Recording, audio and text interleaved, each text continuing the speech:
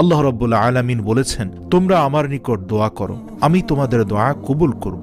তোমরা আমার নিকট চাও, আমি তোমাদের চাওয়া পূরণ করব।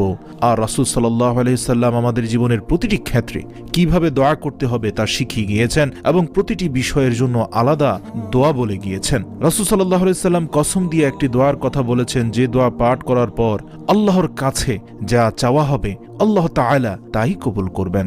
এ সম্পর্কে হযরত আনাস ইবনে মালিক রাদিয়াল্লাহু তাআলা আনহু বলেন, আমরা রাসূল সাল্লাল্লাহু আলাইহি ওয়াসাল্লামের পাশে একদা বসা ছিলাম। এরই পাশে এক ব্যক্তি দাঁড়িয়ে নামাজ পড়ছিল। সে রুকু করল, সিজদা করল, তারপর শেষ বৈঠকে আত্তাহিয়াতু এর পরে এই দোয়াটি পড়ল। দোয়াটি হচ্ছে, আল্লাহুম্মা ইন্নী আসআলুকা বিআন্না লাকাল হামদা লা ইলাহা ইল্লা আনতা المنان بديع السماوات والأرض يا ذا الجلال